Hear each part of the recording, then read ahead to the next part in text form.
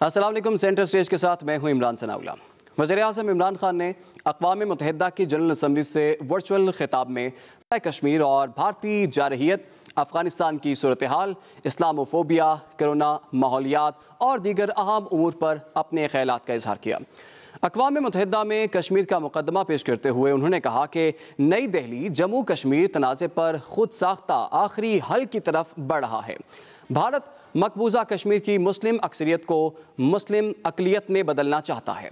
उन्होंने आलमी बरादरी से मुतालिबा किया कि पाकिस्तान भारत की एक और जंग रोके। भारतीय कार्रवाइयाँ अक़वाम मुत्तहिदा की जम्मू कश्मीर के बारे में सलामती काउंसिल की करारदादों की सरीहन खिलाफ वर्जी हैं। ये बदकिस्मती है कि दुनिया का इंसानी हुकूक की खिलाफ वर्जियों के हवाले से रवैया मुसाफियाना नहीं है। वज़ीर-ए-आज़म इमरान खान ने अक़वाम मुत्तहिदा की जनरल असम्बली में अपने गुज़श्ता खिताब की तरह इस मरतबा भी भारतीय जारहियत और मज़ालिम को बेनकाब किया।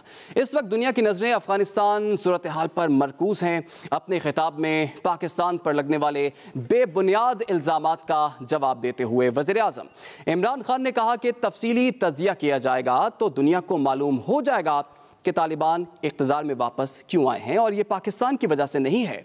जिस मुल्क ने अफ़गानिस्तान के अलावा सबसे ज़्यादा नुकसान उठाया है वो पाकिस्तान है। वज़ीर-ए-आज़म इमरान खान ने ख़बरदार किया कि अगर तालिबान हुकूमत को दुनिया ने तस्लीम ना किया तो अफ़गानिस्तान एक बार फिर दहशतगर्दों की आमाजगाह बनने का खदशा है। उधर मरियम नवाज ने वज़ीर-ए-आज़म इमरान खान की तकरीर के ज़रिए रद्द-ए-अमल देते हुए कहा कि तकरीर लिखने वाले को नहीं, इमरान खान को फारिग करें। दूसरी जानिब ये भी कहा जा रहा है कि ऐसे मौके पर जबकि भारतीय वज़ीर-ए-आज़म मोदी ने अमेरिका में अमरीकी सदर, ऑस्ट्रेलिया और जापान के वज़ीर-ए-आज़म समेत दीगर रहनुमाओं से मुलाकातें की हैं, वज़ीर-ए-आज़म को अक़वाम मुत्तहिदा की जनरल असम्बली से वर्चुअल नहीं बल्कि खुद वहाँ जाना चाहिए था और सरबराहान मुमलिकत से मुलाकातें करके पाकिस्तान के मौक़िफ़ पर कायल करना चाहिए था। वज़ीर-ए-आज़म इमरान खान ने सिफारती महाज खाली छोड़कर एक संगीन गलती की है। दूसरी तरफ आज मुआविन ख़ुसूसी वज़ीर-ए-आज़म शहबाज गिल नवाज शरीफ के जाली वैक्सीनेशन के मामले को पाकिस्तान के खिलाफ साजिश करार देते हुए इस साजिश का इल्ज़ाम भी मुस्लिम लीग नून और ख़ास तौर पर मरियम नवाज पर लगाया। उधर उस्मा बुखारी शहबाज गिल के इल्ज़ामात पर रद्द-ए-अमल देते हुए ये कहती हैं कि तब्दीली के नाम पर मुसल्लत माफिया नवाज शरीफ के नाम पर सियासी दुकान चला रहा है। आज के रिकॉर्ड में रद्दोबदल हो रहा है तो इसमें नवाज शरीफ और मरियम नवाज का क्या कसूर? अगर मुस्लिम लीग नून आज भी ताकतवर है तो इनको घर चले जाना चाहिए। इसके साथ साथ उस्मा बुखारी का बयान भी हमने आप तक पहुंचाया। मुस्लिम लीग नून पर इल्ज़ामात का क्या नतीजा निकलेगा? वज़ीर-ए-आज़म इमरान खान का यूएन से खिताब अवाम की तवक्कुआत के मुताबिक था या नहीं? क्या वज़ीर-ए-आज़म अपने खिताब में पाकिस्तान का मुक़दमा फिर भरपूर अंदाज में पेश करने में कामयाब हुए या नहीं? इन्हीं मौज़ूआत पर आज के इस प्रोग्राम में बात होगी। इस प्रोग्राम में हमें ज्वाइन कर लिया है सीनियर तज्ज़ियाकार major general retired Ijaz Awan साहब ने। इजाज़ साहब आपको खुशामदीद कहते हैं। इसके साथ साथ हमें पाकिस्तान तहरीक इंसाफ से अंदलीब अब्बास साहिबा ने ज्वाइन किया है, आपको भी वेलकम करेंगे हम। और मुस्लिम लीग नून की नुमाइंदगी आज के प्रोग्राम में कर रही हैं शिज़ा फातिमा। सबसे पहले मैं जनरल साहब आपकी जानिब आऊँगा। प्राइम मिनिस्टर का खिताब आपने भी सुना, आपको क्या लगता है कि कैसा था ये खिताब और पाकिस्तान की जो तवक्कुआत थी इस खिताब के साथ आपको लगता है वो पूरी होंगी? थैंक यू वर्मा जी। मैं समझता हूँ कि ये एक बड़ा मुतल्लल, बहुत ही कॉम्प्रिहेंसिव और ऑल एनकम्पासिंग स्पीच थी जो प्राइम मिनिस्टर पाकिस्तान ने की। जो भी तवक्कुआत हमें इनसे वाबस्ता थी या जिस तरीके से इन 5 मेजर इश्यूज को उन्होंने उठाया, जिसमें इस्लामोफोबिया है, कश्मीर है, अफगानिस्तान है, फ्लाइट ऑफ कैपिटल है जो गरीब मुल्कों से पैसा चुरा के उनके हुक्मरान दूसरे मुल्कों में ले जाकर सेफ हेवन रख रहे हैं, या क्लाइमेट चेंज है, इन 5 में उन्होंने इंतहाई मुदल्लल बातचीत की है। मैं समझता हूं इससे बेहतर स्पीच, इससे बेहतर यूटिलाइजेशन ऑफ टाइम नहीं हो सकता था जो प्राइम मिनिस्टर ऑफ पाकिस्तान ने किया। उन्होंने कोई लकूना नहीं छोड़ा, बहुत कॉम्प्रिहेंसिव बातचीत थी अफगानिस्तान के ऊपर, इंतहाई कॉम्प्रिहेंसिव व्यू पॉइंट था कश्मीर के ऊपर, इस्लामोफोबिया के ऊपर। ये वाहिद लीडर हैं जिन्होंने उस प्लेटफॉर्म पे एक बार फिर आवाज उठाई है और उन्होंने एक सेशन 2025 में बुलाने को कहा जिसमें उन्होंने कहा कि इस पर बात होनी चाहिए कि इस्लाम और दहशतगर्दी इनको एक दूसरे के साथ न जोड़ा जाए। और इस पर बात होनी चाहिए क्योंकि ये एक डेंजरस ट्रेंड है। तो मैं समझता हूं हर एतबार से एक परफेक्ट स्पीच, एक परफेक्ट व्यू पॉइंट। जनरल साहब, ये भी तनकीद शुरू हो गई है कि प्राइम मिनिस्टर को वहां पर खुद जाके खिताब करना चाहिए था, वर्चुअल खिताब नहीं करना चाहिए था, क्योंकि हम देख रहे हैं कि मोदी मुलाकातें कर रहा है सदर से, जो बाइडन से कर रहा है, इसके साथ साथ ऑस्ट्रेलिया और जापान के वज़ीर आज़म से भी उनकी मुलाकातें हो रही हैं। पाकिस्तान ने ये महाज खाली छोड़ दिया? नहीं, बिल्कुल नहीं छोड़ा। देखो, वर्चुअल स्पीच, पहली बात यह है कि वो जो अलॉटेड टाइम है, क्या उस पर उन्होंने अपना पूरा टाइम यूटिलाइज किया और जो फोरम जिसको वो एड्रेस कर रहे थे वो सुन रहा था या नहीं, और उनकी आवाज पूरी दुनिया तक गई है या नहीं, इसमें कोई शक नहीं है। अब रही बात कि वो अमेरिका क्यों नहीं गए, अगर उसकी कोई सियासी वजूहात भी हैं तो this is not the end of the game. पहली बात यह है कि वो इस वक्त प्रेसिडेंट बाइडन उनको फेस नहीं कर पा रहे अपनी स्ट्रेटेजिक प्रायोरिटीज की वजह से, अपने अमेरिका से एक इल प्लान्ड और हेस्टी विड्रॉल की वजह से, और ह्यूमन राइट वायलेशन से जिस तरह वो सरफे नजर कर रहे हैं कश्मीर के अंदर, जिसका प्राइम मिनिस्टर ऑफ पाकिस्तान ने जिक्र भी किया, क्योंकि इन मौजूआत पर वो कोई मुदल्लल बातचीत प्राइम मिनिस्टर ऑफ पाकिस्तान से नहीं कर सकते। तो मैं समझता हूं इस वक्त तक इनके दरमियान अभी तक बातचीत नहीं हुई, तो जब उन्हें रब्ता ही नहीं हुआ तो वहां जाके उस मुल्क में यह तवक्को रखना कि उनसे मुलाकात होगी, तो बाकी लीडरशिप जो है उनके साथ फॉरेन मिनिस्टर की बात हुई और उस प्लेटफॉर्म पर जो साइडलाइन मीटिंग जिन्हें कहा जाता है वो हो रही है। इसमें कोई डिप्लोमेटिक वैक्यूम नहीं है, कोई सफारती खला नहीं है, और मेरे ख्याल में ये इससे कोई फर्क नहीं पड़ता कि वो वर्चुअल एड्रेस करते हैं या वहां जाकर एड्रेस। ठीक है, आगे बढ़ लेते हैं और बात कर लेते हैं शिजा फातिमा साहिबा से। शिजा फातिमा साहिबा, ये पाकिस्तान की बात हो रही है, पाकिस्तान अपना मौक़िफ़ दुनिया के सामने रख रहा है, नेशनल इंटरेस्ट की बात हो रही है, लेकिन इस पर भी हम देख रहे हैं कि मरीम नवाज़ ने ट्वीट करके प्राइम मिनिस्टर की स्पीच पर तनकीद भी की है। आखिर इख्तलाफ किस बात का है? जब पाकिस्तान की बात हो तो उस पर आप तनकीद करके आप समझते हैं कि पर्पस सर्व हो रहा है इसका? फिर बिस्मिल्लाहिर्रहमानिर्रहीम। रहमान, देखिए, तीन चीज़ें हैं जिसको मैं थोड़ा सा पॉइंट आउट करूँगी। पहली बात तो ये है कि मेरा इस बात से इत्तफाक है कि हमें खुद जाना चाहिए था, गिवन के पिछले कुछ सालों में जो हमारी इंटरनेशनल आइसोलेशन हम देख रहे हैं उसको मद्देनज़र रखते हुए इमरान खान साहब को जाना चाहिए था और वहाँ पे जो रेलेवेंट लोग हैं उनसे मुलाकात करनी चाहिए थी। हमें इस बात पे भी गौर करने की ज़रूरत है कि ऐसा क्यों है कि इंटरनेशनल फोरम से या यूएस जो है वो पाकिस्तान से रब्ता इस मामले में, अफ़गानिस्तान जिसके लिए हमने सबसे ज़्यादा ब्रंट भी फेस किया, हमने यूएस का साथ भी दिया पोस्ट वॉर ऑन टेरर, और फिर भी कि हम ऐसा क्या कर रहे हैं कि हमारे साथ जो है ये लोग राब्ता करने के भी कायल नहीं हैं। और अगर हम जाते तो क्या हम अपनी स्पेस बेहतर गेन कर सकते थे? बिल्कुल कर सकते थे, और हम इम्पोर्टेंट स्टेक होल्डर से इंटरनेशनल फोरम्स पे, इसी को डिप्लोमेसी कहते हैं। आप जाते हैं, आप पर्सनल लेवल पे मिलते हैं, पर्सनल टाइज डेवलप करते हैं, मुलाकातें करके अपना मामला पेश करते हैं। और इस ज़मीन में हमने पिछले 2-3 सालों में ये देखा है कि यूएन के बड़े इंपॉर्टेंट फोरम्स में और बड़े इंपॉर्टेंट इलेक्शंस में हमें हमारी फ्रेंडली कंट्रीज़ ने भी जो है वो वोट नहीं डाले, और ये देखने वाली बात है कि क्यों नहीं डाले। और Pakistan on the other hand, हमने वोट कर दिया इंडिया की सीट के लिए सिक्योरिटी काउंसिल में। तो ये हमारी जो फॉरेन पॉलिसी है ये किस सिम्त जा रही है, इसको देखने की, इसको रिव्यू करने की बहुत ज़्यादा ज़रूरत है। और because this is a national issue, हम इस पर सियासत नहीं, एक जेन्युइन कंसर्न है जिसका हमें आज तक रिस्पॉन्स नहीं मिला, डिस्पाइट कि हम बार बार जो है वो असेंबली में भी ये चीज़ें रेज करते रहे। दूसरी बात यह है कि कश्मीर का जो मसला है, यकीनन देखें रेज करना ज़रूरी भी था, रेज हुआ और अच्छा कंसिडरेबल टाइम दिया गया कश्मीर इशू को वज़ीर आज़म की तकरीर में। मगर फिर वही बात आती है कि आज से जब ये 5 अगस्त को जब ये मामला हुआ तो हम क्या कर रहे थे? हमने क्यों टाइमली, हमारे पास अल्लाह के फजलो करम से दुनिया की बेस्ट इंटेलिजेंस है, हमारे पास इतनी जो ये कहते हैं कि हम इतनी इफेक्टिव गवर्नमेंट है। देखिए, मीडिया हाउसेस को पता था, इंडिया से जो पाकिस्तान के वहाँ पे कोरेस्पॉन्डेंट्स हैं वो बार बार बता रही थी कि कांग्रेस में ये बिल आ रहा है, इंडियन कांग्रेस में, मतलब हर जगह से ये खबर आ रही थी। फिर हम पाकिस्तान एज ए स्टेट, हमें क्यों एज ए सरप्राइज नजर आया कि आधा कश्मीर जो है वो हमारी नाक के नीचे से निकाल के ले गए और हम टाइमली इंटरनेशनल डिप्लोमेसी नहीं कर सके। हमने ऐसे एक्ट किया जैसे हमें आज ये बिल पास हुआ और हमें आज ही पता चला है कि ये होने वाला था। This is a national failure, it is a national disaster.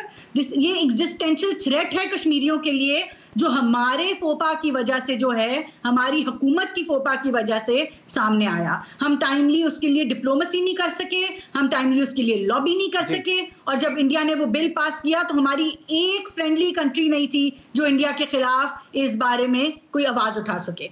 इसी नुक्ते को मैं आगे लेकर चलूंगा। साहिबा, अंदलीब साहिबा भी हमारे साथ मौजूद हैं। अंदलीब, आप तनकीद हो रही है रहमान, वो ये है कि इमरान खान साहब जो हैं और वो रिपीटेडली इंटरनेशनल फोरम्स पे गलत फैक्ट्स कोट करते आए हैं।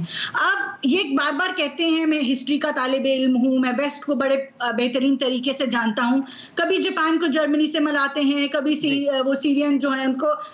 इस दफा इन्होंने क्या किया, फिर से मिसकोट किया, 2019 वाली गलती दोबारा की। आप ये बताएं, और जो प्रेसिडेंट रेगन प्राइम मिनिस्टर का आपका जो खिताब है जनरल असेंबली के सेशन से उन्होंने किया है, तो उसको आप समझती हैं कि वो कंपनसेट नहीं कर पाया, पाकिस्तान का मुकदमा उस तरह से शायद पेश नहीं कर पाया आपके ख्याल में? फिर देखिए, मेरी बात तो सुनिए, उन्होंने फिर से फैक्ट्स गलत कोट कर दिए ना। I think this is an international embarrassment कि हमारे वजीर आजम हर पॉसिबल इंटरनेशनल फोरम पे गलत हिस्टोरिकल फैक्ट्स कोट करते हैं। आई मीन इनको कौन फीड करता है? वो कहते हैं मैं किताबें हिस्ट्री की पढ़ता आया हूँ। कौन सी किताबें पढ़ के आए हैं? अब इन्होंने कह दिया है कि रेगन ने मुजाहिदीन ऑफ अफगानिस्तान को कंपेयर किया था, जबकि रेगन जो है वो निकरागा की रिबेल फोर्सेस की बात कर रहे थे। एक वजीर आजम मुल्क का अमेरिकन प्रेसिडेंट को यूनाइटेड नेशन जनरल असेंबली में गलत कोट कर रहा है, तो ये मतलब कि आप खुद सोचें कि ये किस कदर एम्बैरेसिंग सिचुएशन है एक डिप्लोमेटिक फोरम पे पाकिस्तान के लिए। हम हर दफा डिप्लोमेटिक नॉर्म्स को तोड़ते हैं, हम इंटरनेशनली जो है वो हम गलत फैक्ट्स कोट करते हैं, कभी हम इस्लाम को मिसकोट करते हैं, कभी हम हिस्ट्री को मिसकोट करते हैं, कभी हम ज्योग्राफी को मिसकोट करते हैं। तो ये तमाशा पाकिस्तान का कब तक बनेगा? ये मतलब हम कब तक इन चीजों को देखेंगे? आप ठीक है, आपको कोई नहीं था एक्सपीरियंस, आप ऑन जॉब ट्रेनिंग ले रहे हैं, बट आई फील दैट ये जो प्राइम मिनिस्टर है ही हैज मिजरेबली फेल्ड पिछले 3 सालों में कुछ भी सीखने के लिए, चाहे वो हमारी मईशत है, हमारा सोशल सेक्टर है, हमारी foreign policy. I feel that this person has failed, और इनका जो है ये पाकिस्तान के ऊपर एक एम्बैरेसमेंट बन गए हैं। तो अंदलीब साहिबा, जो इतने चार्जेस लगा दिए हैं शिजा फातिमा साहिबा ने प्राइम मिनिस्टर पर और पीटीआई की गवर्नमेंट पर, इतने ज़्यादा चार्जेस हैं, अब आप क्या रिस्पॉन्ड करेंगे इस पर?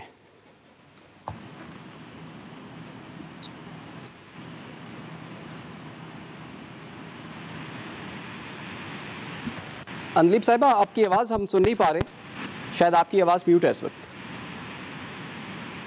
मेरी आवाज़ इस वक्त जी बिल्कुल, अब सुन सकते हैं हम आपको। जी, पहले मुझे आप की आवाज़ नहीं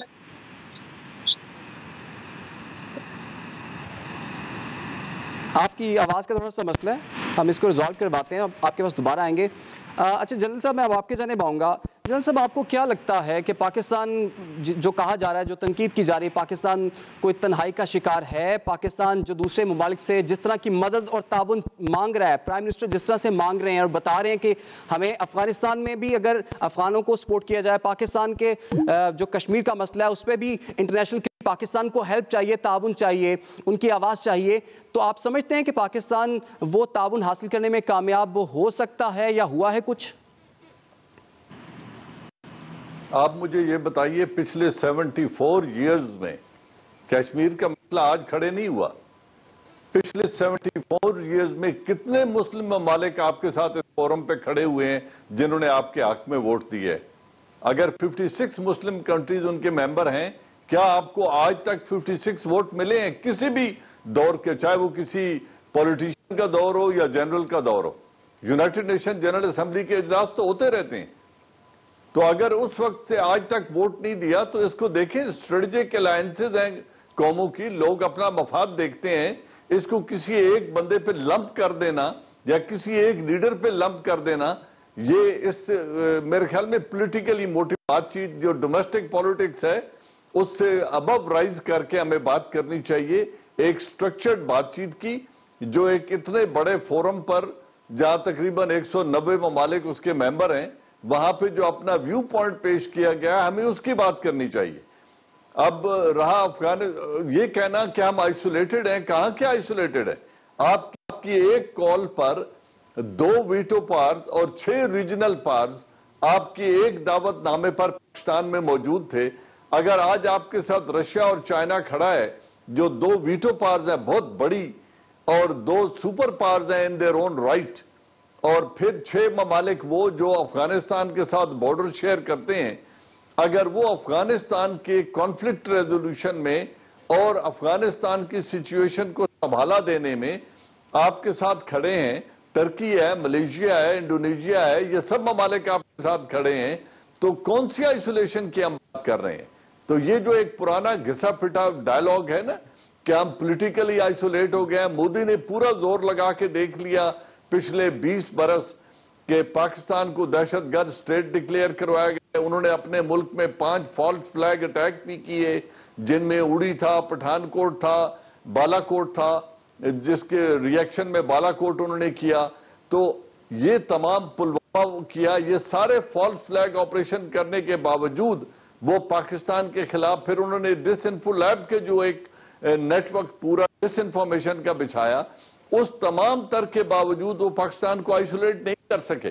तो हम अगर अपने आप को बैठ के खुद तस्दीक अपनी करना चाहते हैं और अपनी पेटी पॉलिटिक्स की वजह से हम अपने नेशनल नैरेटिव को मसक करना चाहते हैं, तो इस बीमारी का तो कोई इलाज नहीं है। बिल्कुल, यानी कि आपका ये कहना है कि पाकिस्तान जो है वो एक की प्लेयर है इस पूरे खित्ते में, और पाकिस्तान के ताउन और मदद के बगैर अफगानिस्तान शायद यहाँ से अफगानिस्तान से अमरीकी फ़ौजें वापस नहीं निकल सकती थी। पाकिस्तान ने इस हद तक इंटरनेशनल कम्युनिटी को फैसिलिटेट किया है और पाकिस्तान का रोल जो है वो बाकायदा तौर पर मौजूद है। अंदलीब साहिबा से भी हमने कुछ बात करनी है, लेकिन उस हम छोटी सी एक ब्रेक ले लेते हैं। आप हमारे साथ रहिए।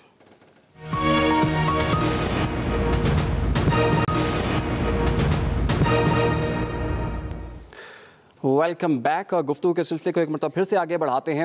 अच्छा अंदलीब अब्बास साहिबा, जैसे कि एक तनकीद बाकायदा तौर पर हर जानिब से हो रही है कि प्राइम मिनिस्टर को क्या प्रॉब्लम था, वो वहाँ क्यों नहीं गए यूएन जनरल असम्बली में? अगर फिजिकली जाके खिताब करते तो आपके पास बड़ी ऑप्शंस होती हैं, बड़ी अपॉर्चुनिटीज़ होती हैं कि साइड लाइन पे आप दीगर सरबराहान मुमलिकत से बातचीत कर सकते हैं, उनको कायल कर सकते हैं। तो ये मामला उन्होंने खाली छोड़ा, आपके ख्याल में वो क्यों नहीं गए? अच्छा, पहली बात तो ये है कि मैंने पूरी बात तो पहले सुनी नहीं थी, लेकिन जो थोड़ी बहुत सुनी है मुझे हंसी आ रही। मतलब ये वो अपोजिशन बात कर रही है जिसके के अपने जो प्राइम मिनिस्टर थे 3 दफा के, वो पर्चियां ले लेके जाते थे और उसमें भी मिस्टेक्स करते थे। आपको याद है उनकी बड़ी फेमस स्पीच थी, उन्होंने कहना था कि Pakistan and US will talk on the earth summit. तो उन्होंने कहा था कि Pakistan and us will talk on the summit. तो उनके ऊपर तो पूरी किताबें लिखी जा रही। अच्छा, फिर वो जाते थे तो उनके मुंह पे इंडिया के ऊपर तो ताला था। आपको याद है कि इन्होंने हुर्रियत के लीडर्स इनको मिलना चाहते थे, ये नहीं मिले। और आज उस स्पीच में अली गिलानी साहब का पूरे यूएन में, पूरी दुनिया में जिक्र हुआ कि जी उनके साथ कैसे बेहुरमती हुई है। ये कोई लीडर पाकिस्तान का पिछले 70 साल में नहीं कर सका। इनके टूर्स क्या होते थे, आपको याद होगा, आपके चैनल ने भी दिखाया था कि किस तरह से 4 अपने खानसामे लेके जाते थे, 7 अपने दोस्त लेके जाते थे, और बेशुमार पैसा, वो हम उसकी डिटेल्स फॉरेन ऑफिस जो है डिक्लेयर कर चुका है कि 8-8 लाख पाउंड, और जो प्राइम मिनिस्टर थे वो 60,000 पाउंड के करीब जो आता था। अच्छा, अब तीसरी बात यह है कि बेहतरीन स्पीच थी, लाजवाब कर दिया, ऐसे टॉपिक से बात की जिस पे कोई जुर्रत ही नहीं थी। हाँ, भारत को आईना दिखाया, मोदी को ललकारा, कश्मीर पे बात की, अली गिलानी साहब पे बात की, अफगानिस्तान पे डंके की चोट पे बात की, उसके अलावा इस्लामोफोबिया पे बात की, क्लाइमेट चेंज पे बात की। स्पीचलेस है। हाँ, इंडिया उन पे जो तनकीद कर रहा है और कुछ हमारे यहाँ लोग जो तनकीद कर रहे हैं, उससे पता लग जाता है कि आपको कितने लाइक माइंडेड ये लोग हैं। पूरा प्रोग्राम भी आप देख लेना, आइंदा भी देखना, जो ये बात कर रहे होंगे इंडिया भी वही बात कर रहा होगा, क्योंकि आपको पता है कि सज्जन जिंदल और मोदी तो इनकी शादियों पे आया करता था, तो इनके पर्सनल ताल्लुकात हैं। बाहर जब गए हैं किससे मिले हैं? पाकिस्तान के दुश्मन हमदुल्ला मोहित से मिले हैं। एग्जैक्टली वही स्टोरी सारी दुनिया में एम्बैरेसमेंट है। वही स्टोरी किसकी है? अशरफ गनी की, कि वो भी डॉलर लेके भाग गया मुल्क से, ये भी डॉलर लेके भागे हुए मुल्क से। वहां इन्होंने फ्लैट बनाए, उसके भी 2 विलास बने हुए। ये इनकी स्टोरी जो है 160 अखबारों में जब पनामा लीक्स हुई थी, पूरे खानदान का चेहरा आया था और पूरे खानदान की जो है तफासील आई थी। सारी दुनिया में ये एम्बैरेसमेंट थी। और ये कह रहे हैं ये इनका तो आपको याद है वर्ल्ड इकोनॉमिक फोरम पे 2016 पे जब ये गए, 2016 पे, हाँ, तो 2016 में उन्होंने तकरीर नहीं करने दी इनको। ये तकरीर किए बगैर नवाज शरीफ आए, क्योंकि उन्होंने कहा कि ये बदनाम तरीन, इस पे करप्शन के इल्जाम है जिस पे कि ये हुआ था। तो ये सारे स्टेटेड फैक्ट्स हैं। अभी बाकी प्रोग्राम जितना रह गया है, आप देखना कि ये इंडिया की जुबान कैसे बोलेंगे, क्योंकि इनके पास कुछ नहीं है बोलने को। एक ऐसी अंदलीब साहिबा, ये बता दीजिए कि प्राइम मिनिस्टर अगर चले जाते वहां पे तो फिर उससे फर्क क्या पड़ना था?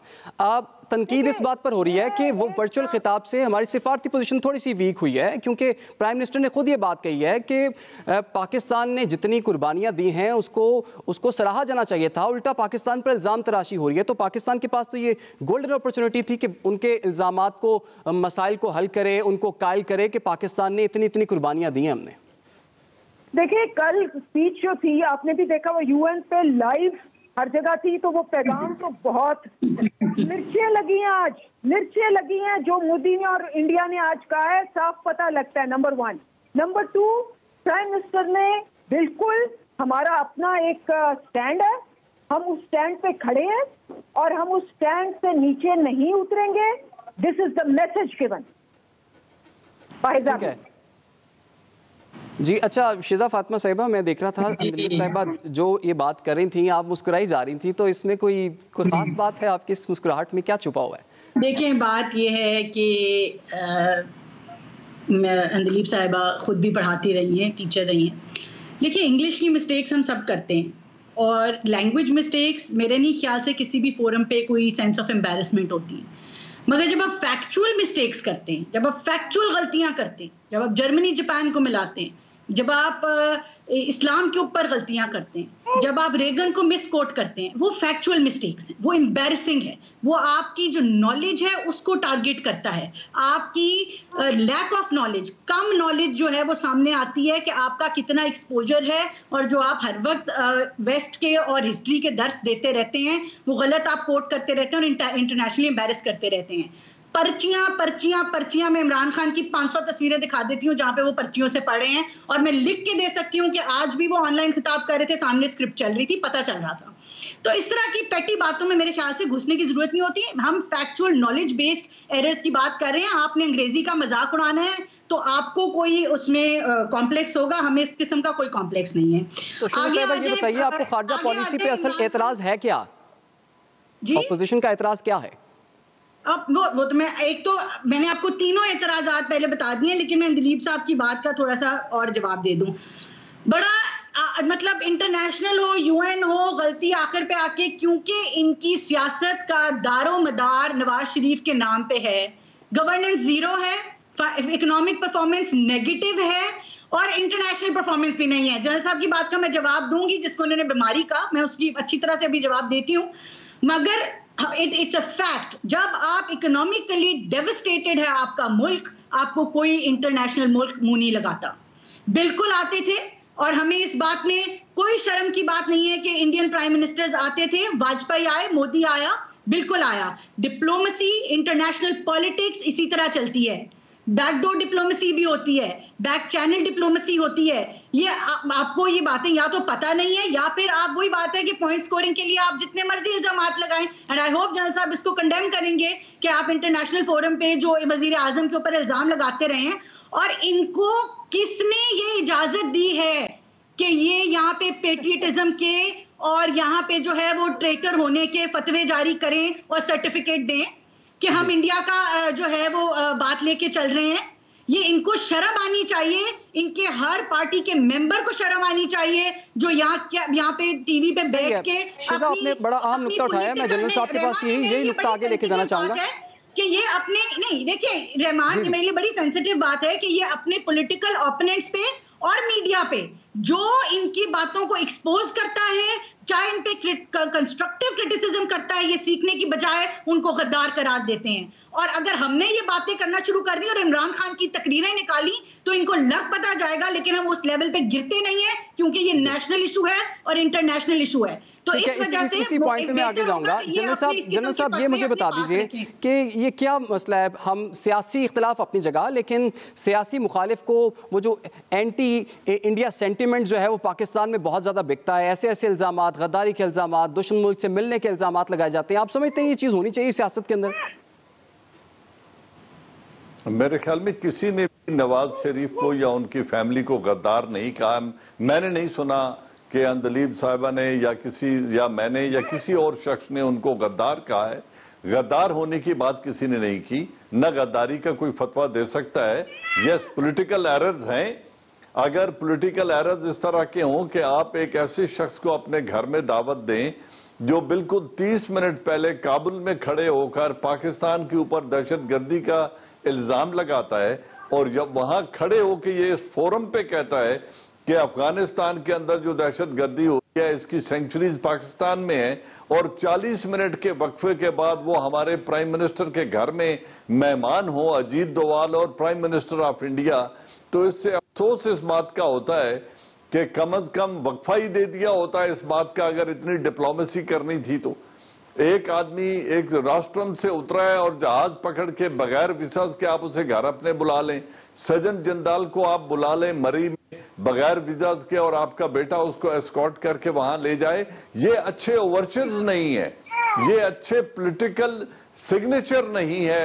हम इसकी बात मैं कर रहा हूं क्योंकि ये गद्दारी के जुमरे में नहीं आते, लेकिन ये एक ऐसी पॉलिटिक्स जरूर है कि अगर आप इंटरनेशनल फोरम पर कुलभूषण यादव का नाम न लें और एतजाज जैसन जैसा आदमी आपको असेंबली के फ्लोर पे खड़े होकर ये बात का चैलेंज करे कि मैं आपको इनाम दूंगा, आप सिर्फ जबान से अल्फाज निकाल दें, इतना कुलभूषण यादव का सिर्फ नाम ले लें, तो ये मैं कह रहा हूं कि अगर ये डिप्लोमेसी कामयाब है तो फिर हमें इस डिप्लोमेटिक रवैये को बदलना होगा, सच को सच कहना होगा और दुनिया के प्लेटफॉर्म पर हकीकत की आवाज को उठाना होगा। जो अभी प्राइम मिनिस्टर ऑफ पाकिस्तान ने किया है इस पे हमें शर्मिंदा होने की बजाय हमें फख्र होना चाहिए कि हमने अपना व्यू पॉइंट एक मुदल्लल तरीके से दलेराना अंदाज में एक बड़े फोरम पे पेश किया है। ये बड़ा अहम नुक्ता आपने उठाया है और हालात जो है वो इस वक्त सबके साथ अफगानिस्तान में जो इस वक्त सूरत हाल बनी हुई है, अफगानिस्तान को कोई इस वक्त उनकी गवर्नमेंट को, तालिबान को एक्सेप्ट नहीं कर रहा, इंक्लूडिंग पाकिस्तान।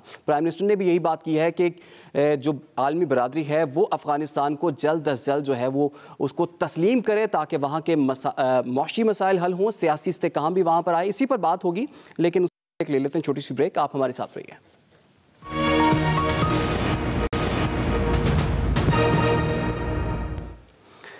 Welcome back. और ब्रेक पे जाने से पहले शिजा फातिमा साहिबा कुछ रिस्पॉन्ड करना चाह रही थी। जी शिजा।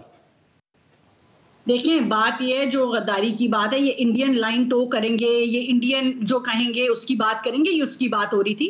कोई यहाँ पे इंडियन लाइन नहीं टो कर रहा। इनके ऊपर जब कोई कंस्ट्रक्टिव क्रिटिसिज्म भी करता है तो वो इनको जो है अपनी गलतियों की वजह से ऐसा लगता है कि ये इनका बेसिकली इन्होंने हेट पॉलिटिक्स जो है उसको अपना दारो मदार बनाया हुआ है और इस तरह का कोई मसला नहीं है। एक और बात का मैं जो रिस्पॉन्ड करना चाह रही थी अंदलीब साहिबा की, कि जी खर्चे बहुत हुए। इमरान खान ने कहा था वो कभी ये सरकारी जहाज पे नहीं जाएंगे। कितने खर्चे हुए ये they refuse to answer in the parliament. जवाब देने से ये जो है वो उसका नहीं करते, रवादार नहीं है जवाब देने के। बताएं ना इमरान खान कि इनको क्या गिफ्ट्स मिले थे, क्यों रिफ्यूज कर रहे हैं इंफॉर्मेशन देने को। हो सकता है कि खर्चों को कम करने के लिए उन्होंने वर्चुअल खिताब किया हो। आप इसको भी तनकीद कर रही हैं। मेरी बात सुने, मेरी बात सुने, आगे आ जाएं। पाकिस्तान के पिछले 3 साल में कंसिस्टेंटली करंट एक्सपेंडिचर बढ़ रहा है, जो कि आपका प्राइम मिनिस्टर हाउस का एक्सपेंडिचर बढ़ रहा है, सीएम हाउसेस का एक्सपेंडिचर बढ़ रहा है। मैं आपको बजट बुक्स निकाल के दिखा दूंगी। आपका प्रेसिडेंट हाउस का एक्सपेंडिचर बढ़ रहा है। देखें, अगर खर्चों को कम करना था, इतनी ऑस्टेरिटी थी, 4 गायें बेच के और 5 गाड़ियां नीलाम की थी। आप रिकॉर्ड के ऊपर लेके आए कि इन्होंने कितनी गाड़ियां प्रोक्योर की हैं, कितने मिनिस्टर्स आज V8 के ऊपर सरकारी पे फिरते हैं, ये सारी लॉजेस में खड़ी होती हैं। आप आके देख लें कि कितनी नई गाड़ियां प्रोक्योर हुई हैं, क्या हुआ है। ये कोई खर्चों का इशू नहीं है। जहां वजीर आजम ने खर्चा करना होता है वो सरकारी जेट पे बैठता है, बिल्कुल अपने दोस्तों को लेके जाता है। ये वही वजीर आजम है जो जुल्फी बुखारी को ECL से हटा के तो एक रात के अंदर अगले दिन उम्रा कराने लेके गया था। तो ये हमें ना कहानियां सुनाएं कि ये दोस्तों को लेके जाते थे। पाकिस्तान की डिप्लोमेसी पिछले 5 साल में आज से बहुत बेहतर थी और उसकी सबसे मेजर वजह है, ये फैक्चुअल बात है, इसमें कोई डिनायल नहीं है, कोई सियासत नहीं है कि हम इकोनॉमिकली स्ट्रॉन्ग थे। हम तकरीबन 6% पे ग्रो कर रहे थे। इसी से जुड़ा जो सवाल है शिजा फातिमा साहिबा, मैं अंदलीब साहिबा से करना चाहूंगा। अंदलीब साहिबा, ये जो स्पोर्ट्स टेररिज्म हुआ है इंडिया की जानिब से और 2 टीमों को किसी न किस तरीके से अप्रोच करके साजिश के तहत जो है वो रोक दिया गया पाकिस्तान आने से, तो अगर पाकिस्तान सिफारती तौर पर इतना मजबूत है तो ये दौरे फिर मनसूख कैसे हो गए? देखिए, सबसे पहली बात तो यह है कि इन्होंने इतना बड़ा झूठ बोला है क्योंकि ये नेशनल असेंबली में आ चुका है और ये लिखे हुए फैक्ट्स हैं। मैं चैलेंज करती हूँ इनको, वजीर आजम हाउस का खर्चा 108 करोड़ कम हुआ है कंपेयर टू इनके दौर से। ये मैं चैलेंज करती हूँ हर जगह। अगर ये प्रूव हो गया कि ये कम नहीं हुआ तो इनको रिजाइन कर देना चाहिए, अगर ये प्रूव हो गया कि कम हुआ है। मैं आपको निकाल के दिखा देती हूँ। ये झूठ बोला इन्होंने बिल्कुल और ये पकड़ी गई है, number 1। Number 2,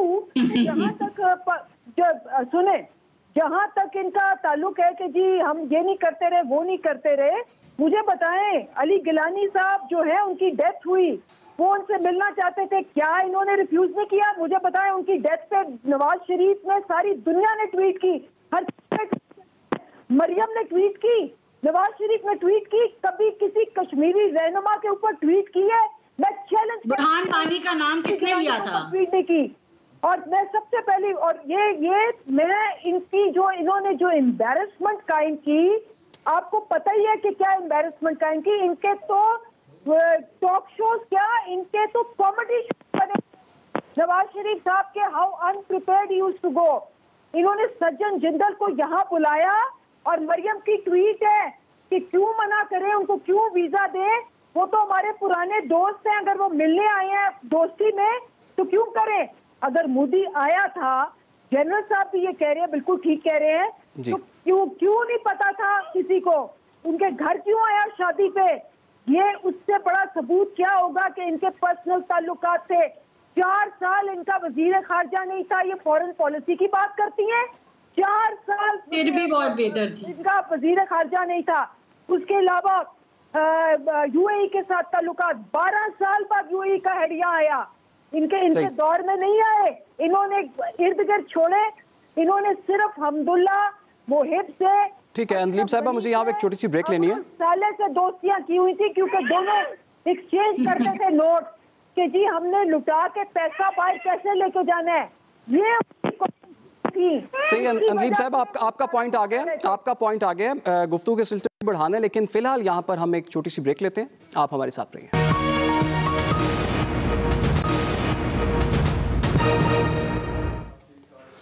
welcome back. General साहब, मैं आपसे पूछना चाहूँगा, कौमी सलामती के मामलात पर सियासी क़यादत एक पेज पर क्यों नहीं है और एक टेबल पर अपोजिशन और हुकूमत क्यों नहीं बैठ रही? आप समझते हैं कि नेशनल इंटरेस्ट को इससे बड़ा नुकसान हो रहा है? नहीं, मैं नहीं समझता। देखिए, जब कश्मीर का इशू हुआ और इंडिया ने अपने कॉन्स्टिट्यूशन में अमेंडमेंट की, तो उस पर जो नेशनल असेंबली का इजलास हुआ पार्लियामेंट का और फिर मुश्तरका इजलास हुआ, उसमें पूरी कौम की एक पॉलिसी थी। इसी तरह पुलवामा के बाद जब अटैक किया गया पाकिस्तान की सरहद के पार, तो उस वक्त भी पूरी कौम और पूरी मिलिट्री और पॉलिटिकल लीडरशिप एक ही पेज पर थी। ये सियासी पॉइंट स्कोरिंग और आपस में लड़ाई झगड़े और ये मेरे ख्याल में सब पार्लियामेंट्स में होते हैं और हमारा कुछ कल्चर इस तरह का बन गया है। लेकिन इस वक्त भी अफगान पॉलिसी के ऊपर कोई डिफरेंसेस नहीं है। हम समझते हैं कि अफगानिस्तान में एक ह्यूमैनिटेरियन क्राइसिस को अवर्ट करना इंटरनेशनल कुव्वतों की जिम्मेदारी है। क्योंकि वो तालिबान को जो इक़्तिदार में है उनको सजा नहीं दे रहे एसिड फ्रीज करके, वो आम अफगान की जिंदगी मुश्किल बना रहे हैं। ठीक हो गया। और अगर वहां पर आपने बड़ा अहम नुक्ता उठाया है, मैं टाइम चूंकि कम है मैं आगे बढ़ूंगा। शिजा, आप ये बताएं कि क्यों नहीं आप सियासी मामलात को चले साइड पे रख दें, कौमी मामलात पर तो एक टेबल पे बैठा जा सकता है, ना आप क्रिकेट मैच खेलते हैं और ना आप टेबल पे बैठते हैं। जितनी दफ़ा हम इनके साथ इमरान खान के गर्दन में सरिया होने के बावजूद जितनी दफ़ा हम इनके साथ बैठे हैं नेशनल इश्यूज़ के ऊपर पार्लियामेंट में, इमरान खान को हमने कोविड पे दावत दी, इन्होंने ये नहीं बैठे। हमने इनको ये आए, इन्होंने 5 मिनट खिताब किया, शहबाज शरीफ बिलावल को सुने बगैर उठ के चले गए। हमने कश्मीर जो हैं चीफ ऑफ आर्मी स्टाफ ने पार्लियामेंट को एतमाद में लिया, उन्होंने उनको ब्रीफ किया, इमरान खान नहीं आके टेबल पे बैठा।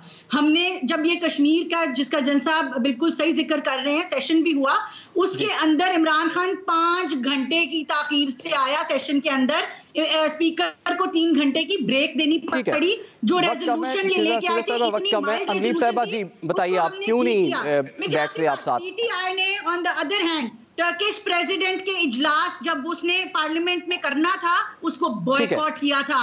ये बिल्कुल, मैं जाते जाते है इंटरनेशनल फोरम्स पे, जब चाइनीज प्रेसिडेंट ने आना था इनको हमने तरले किए कि आप धरना 5 दिन के लिए मौखर कर लें, प्रेसिडेंट ने आना है। ठीक है शिजा फातिमा साहिबा, आपका आ गया पॉइंट आ गया। अंदलीब साहिबा, लगता है प्रॉब्लम फिर प्राइम मिनिस्टर का ही है, वो ही नहीं बैठना चाहते इनके साथ।